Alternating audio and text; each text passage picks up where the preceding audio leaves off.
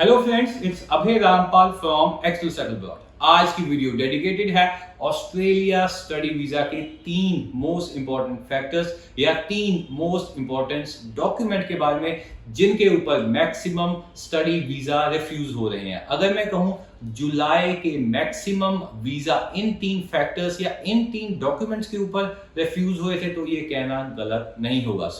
Video को and तक जरूर देखिएगा, काफी वैल्यूएबल इंफॉर्मेशन है इस वीडियो में आपके लिए अगर आप फरवरी इनटेक या नवंबर इनटेक ऑस्ट्रेलिया स्टडी वीजा के लिए अप्लाई करना चाहते हैं। सो फर्स्ट ऑफ ऑल मैं आपको बेसिकली डिस्क्राइब कर दूं ये तीन डॉक्यूमेंट्स हैं क्या।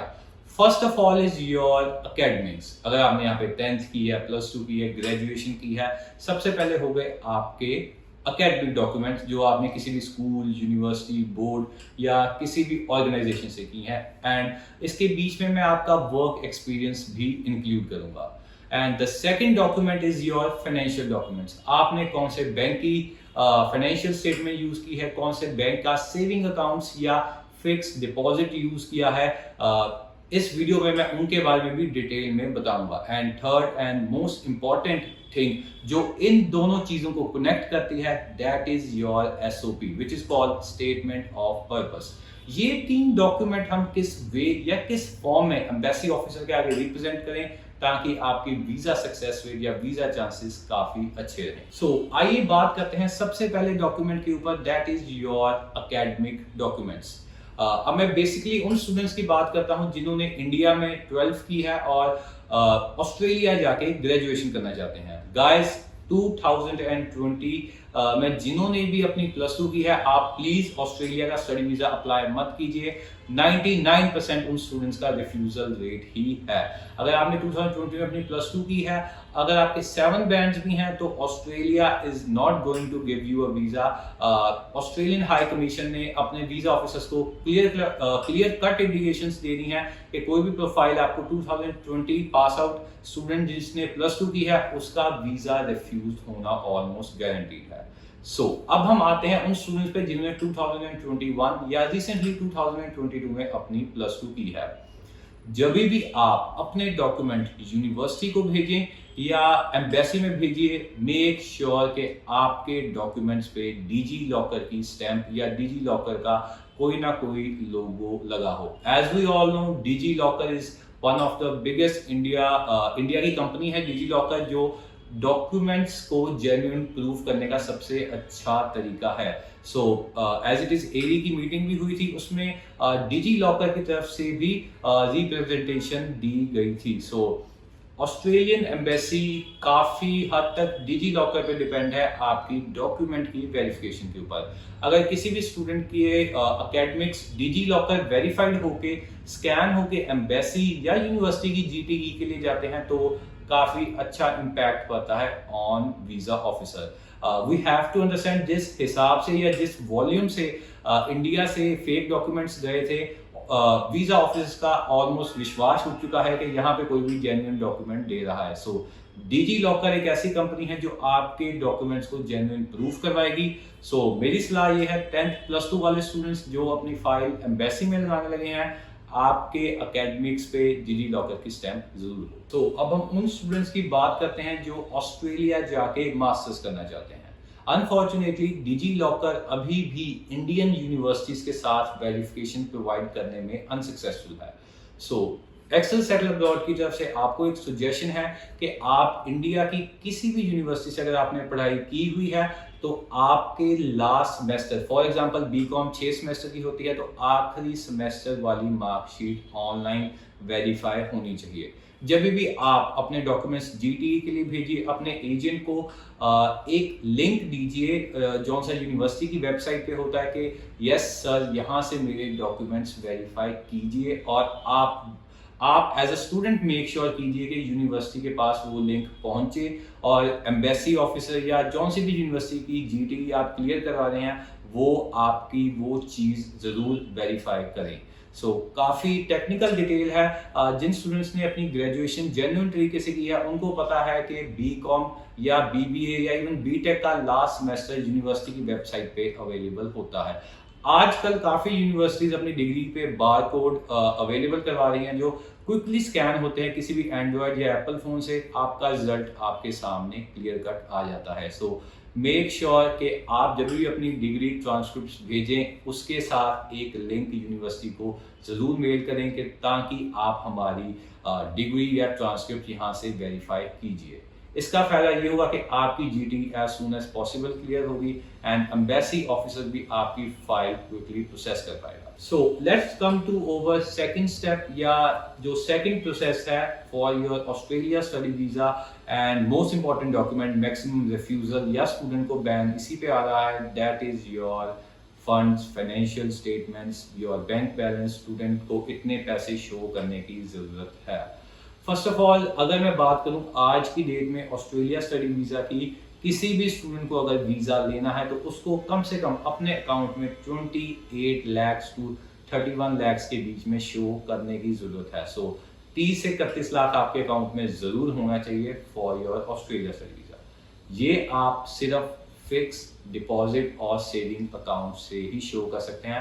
अगर आप किसी और जैसे आप अपने करंट अकाउंट से शो करते हैं तो वो एक्सेप्टेबल नहीं है यूनिवर्सिटीज़ में। अगर मैं रीसेंट टाइम्स की बात करूं या पर्टिकुलरली फेब्रुअरी इनटेक की बात करूं तो काफ़ी फेक एफडीज ऑस्ट्रेलियन एम्बेसी में पकड़ी गई थी फ्रॉम स्पेशली इंडियन स्टूडेंट्स।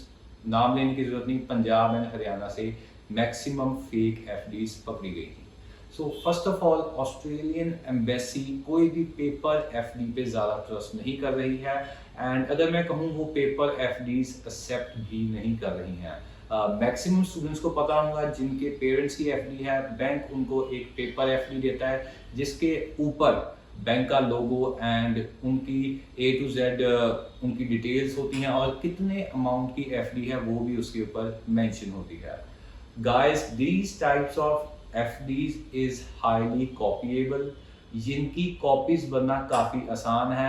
कोई भी एजेंट इनकी कलर कॉपी निकाल के डेट चेंज करके एडिट करके किसी दूसरे स्टूडेंट के पेरेंट्स के नाम पे जनरेट कर सकता है and embassy is very much aware of that. एक रिसेंट काफ़ी बड़ी यूनिवर्सिटी है ऑस्ट्रेलिया में, उन्होंने साफ साफ कह दिया कि हमको डिजिटाइज्ड कॉपीज चाहिए, that is from the bank only, जिसपे सिर्फ बैंक का लोगो मेंशन होता है, एप्लीकेंट या एप्लीकेंट के पेरेंट्स का नाम मेंशन होता है और एक बार कोड होता है जो सिर्फ बैंक की तरफ से प्रोवाइड किया जा सकता है।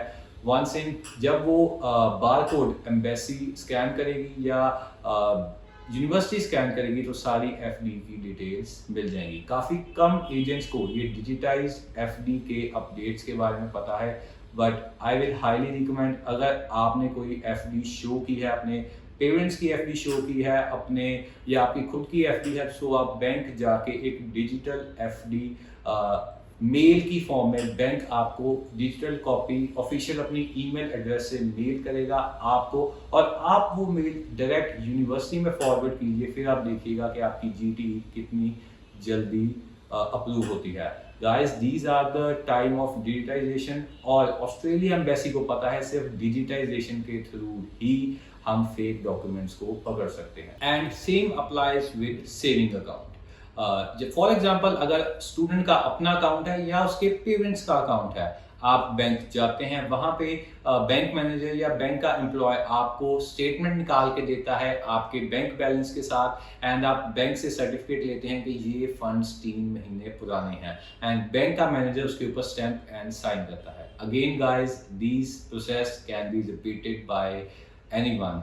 एम्बेसी को ये लगता है कि ये डॉक्यूमेंट कोई भी जनरेट कर सकता है।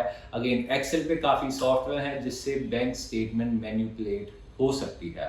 So I will again recommend to the same process. आप बैंक जाइए, उनको कहिए कि आप मेरी स्टेटमेंट एंड मेरा बैंक बैलेंस ईमेल कर दीजिए मुझे, वो आपको डायरेक्ट ईमेल करेंगे बैंक की ऑफिशियल वेबसाइट से। अगेन आप वही बैंक की ऑफिशियल आईडी मेंशन करके डायरेक्ट यूनिवर्सिटी को ईमेल कीजिए और यूनिवर्सिटी भी अपने एंड से अगेन बैंक को ईमेल करके वेरीफाई कर लेगा। Guys this is the most easiest and most convenient process for a genuine student and मेरी जो बातें हैं एक जेन्युइन स्टूडेंट को काफ़ी इजीली समझ आ रही होंगी। जो ऑस्ट्रेलिया जाने के कैपेबल एंड जो डिजर्विंग हैं। सो आई विल अगेन रिकमेंड सिर्फ सेविंग्स एंड एफडी की फॉर्म में आप अपने फंड शो कीजिए, एंड जो मैंने इंस्ट्रक्शन बताई हैं हाईली डिजिटाइज्ड फॉर्म में आप अपनी bank statement university and embassy में अपलोड कीजिए। Finally, what is the role of SOP? Again, Australia study visa के लिए आपने कम से कम अपने अकाउंट में 30 से 31 लाख रुपए शो करवा दिए।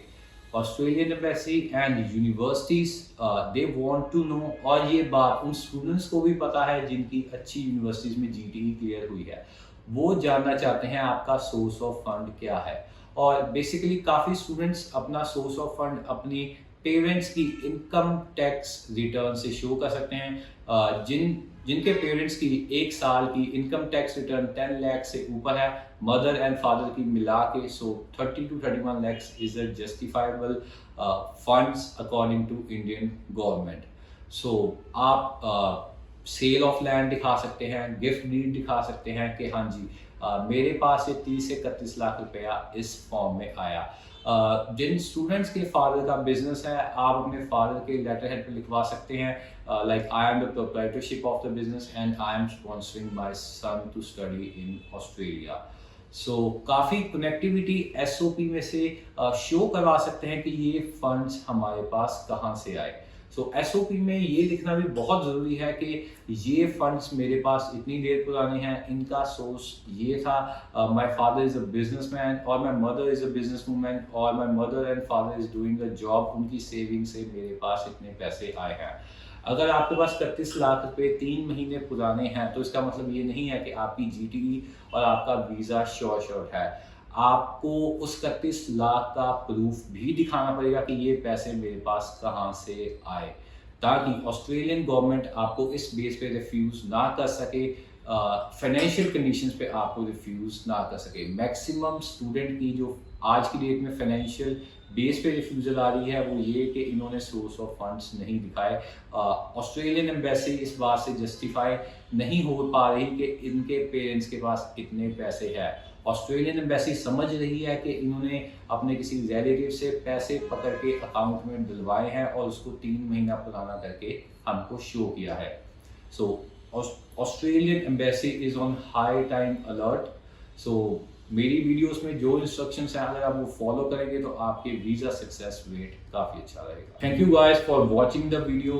अगर आपकी कोई क्वेरी है तो आप स्क्रीन के नीचे दिए गए नंबर्स पे हमें कांटेक्ट कर सकते हैं या अपनी एक्सेल सेटल ब्रॉड की नियरेस्ट ब्रांच विजिट कर सकते हैं। अगेन मैं सजेशन दूंगा आपको, जब भी आप हमारे पास आए अपने मैक्सिमम डॉक्यूमेंट्स लेके आइए और अपने पेरेंट्स को साथ लेके आइए।